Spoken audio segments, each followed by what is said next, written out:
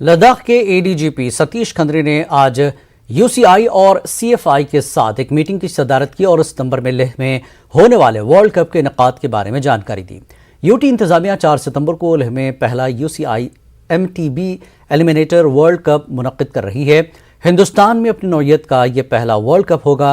Ladakh police ने आज UCI और सीएफआई के साथ एक मुआहदे पर दस्तखत किए। चैंपियनशिप में दुनिया के टॉप साइकिलिस्ट और कौमी साइकिलिस्ट शिरकत करेंगे। इसके अलावा मकामी नौजवानों को भी एक प्लेटफॉर्म दिया जाएगा। National cyclists will also participate, and to make this event kind of participative, we will organize another cycling event in association with this bike. Mountain bike World Cup, in which anybody can participate. So we are working on that.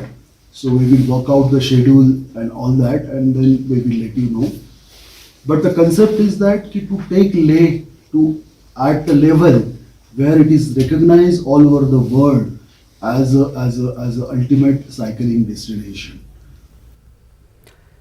Qazigund में उर्स पाक हजरत नूर शाह वली Baghdadi नहायत ही तुज़्को एहतशाम से मनाया गया। Covid के तनाजुर में इस साल उर्स पाक को महदूद कर दिया गया। ताहम ज़ियारत पर शब-ख्वानी और दुरूद अस्कार की महफिल आरास्ता की गई। उलमा इकराम ने वादी में अमन अमान, खुशहाली और तरक्की के लिए खुसूसी दुआएं की।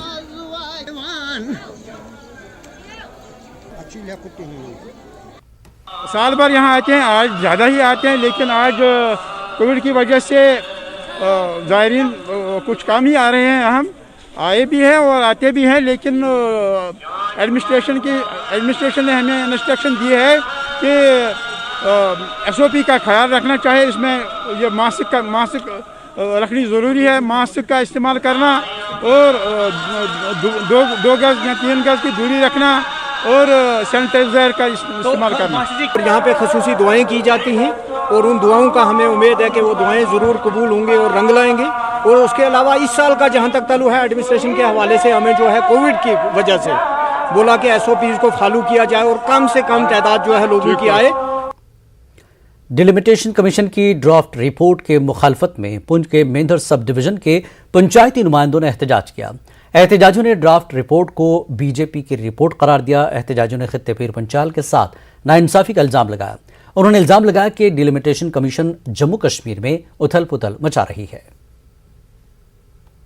गुजारिश करना चाहते हैं और डिलिमिटेशन कमीशन से कहना चाहते हैं कि डिलिमिटेशन कमीशन एक आजाद इदारा होना चाहिए था, जिसको पूरे इलाके के अंदर घूम करके सर्वे करके तमाम लोगों से पूछने के बाद, यहाँ के नुमाइंदगान से पूछने के बाद, यहाँ की पॉलिटिकल पार्टीज से मशवरा करने के बाद ये इकदाम करने चाहिए थे।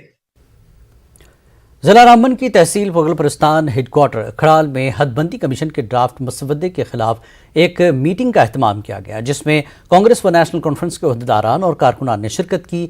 मीटिंग में मुकर्रीरीन ने पगलपरिस्तान को 2 हिस्सों में तकसीम के खिलाफ सख्त बरहमी का इजहार किया।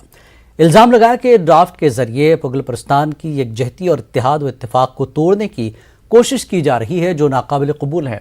इसके बाद एक एहतजाजी रैली भी अखड़ाल बाजार में निकाली गई।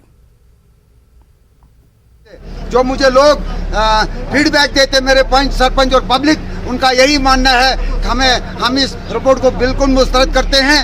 अगर ऐसा हुआ, क्योंकि ये जो सरकारी चुनिंदा नुमाइंदे हैं ये मुस्ताफी होकर सड़कों में आ जाएंगे। पगलपरिस्तान को आप पूरे तहसील को रामबन ले जाइए या एज इट इज जैसे बनहाल में वैसे रखिए, वरना हम सड़कों पे आते रहेंगे और तब तक लड़ते रहेंगे कि जब तक हम इंशाअल्लाह ताला जीते नहीं और पगलपरिस्तान जो पोगली जबान है, जिसका अपना एक इतिहास है, उसको कायम। प्रस्तुत से अगर हुकूमत ने ये बात हमारी नहीं मानी तो हम चाहते हैं कि इसको जमीनी सतह पे पूछा जाना चाहिए कि ये हवाई सर्विस से ये जो तकसीमकारी है हमें नामंजूर है। हमारी कम्युनिटी है, सबसे पहले हमारा पगलपरिस्तान का एक इतिहास है, हमारी यकजहती है।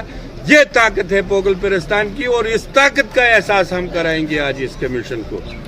जम्मू कश्मीर हदबंदी कमीशन के मुसव्वदे के मंजर आम पर आने के बाद बीएसपी के रियासती सदर सोमराज मजोत्रा ने इसकी मुखालफत की। उन्होंने इस रिपोर्ट पर बीजेपी का असर बताया। उन्होंने नई हदबंदी के तहत कठुआ में नई असेंबली सीट से बीएसपी के वोट बैंक वाले इलाकों को अलग करने का इल्जाम लगाया। ऐसा लगता है कि उन्होंने अपना माइंड जो है वो बिल्कुल अप्लाई नहीं किया, अपने मेहनत लोगों की बाउंड्रीज की जैसे करनी चाहिए थी वो मेहनत नहीं की, बल्कि दिल्ली हेडक्वार्टर में बैठ करके वो रिपोर्ट बनाई है। हम इनको दावे के साथ कहते हैं आप जहां मर्जी जैसा मर्जी करें, हम आपका जीना हराम कर देंगे, इलेक्शन आने दो, जहां जहां भी हमें बांटा गया है हम वहीं बैठ करके हमारे सिपाही जो हैं, बीएसपी का वर्कर जो है वो आपको इस तरह का सबक सिखाएगा।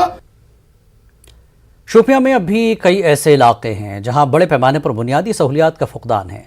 चरक मोहल्ला मुजपथरे केलर में लोग कसमपुरसी की जिंदगी गुजार रहे हैं। यहां के लोगों को आज तक बिजली की सहूलत मैसर नहीं हो सकी। पीडीडी शोपियां ने गुज़श्ता साल मज़कूरा इलाकों के लोगों से बिजली फराहम करने का वादा किया था, जो सिर्फ वादा ही साबित हुआ।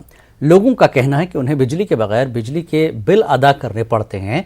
इलाके में सड़कें भी बेहद खस्ता हैं। लोगों ने इंतजामिया से बुनियादी सहूलियात की फराहमी का मुतालबा किया।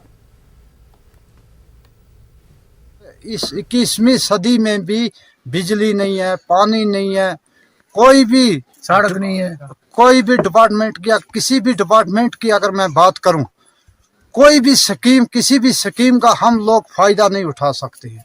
हमारे साथ हम बदकिस्मती से यहाँ के पंच और सरपंच हैं, तो हुकूमत हमारी कोई भी बात आज तक सुनती नहीं है। हमारे लिए बिजली किसी गवर्नमेंट के पास नहीं निकली। आप खुद देखते हैं कोई पोल है, खासकर प्रॉपर मुजफ्फरपथरी की बात मैं कर रहा हूँ।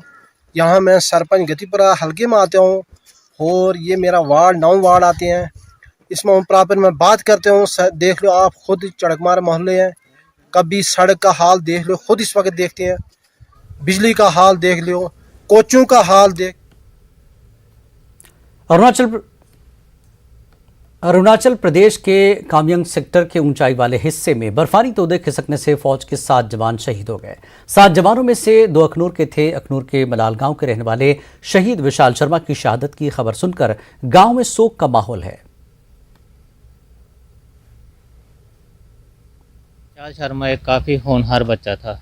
जब वो एग्ज़ाम की तैयारी के लिए, आर्मी के टेस्ट के लिए मेरे पास आया, तो मैंने उसमें जो आर्मी के लिए जुनून, उस जज्बा देखा, वो बाकी बच्चों से अलग ही था।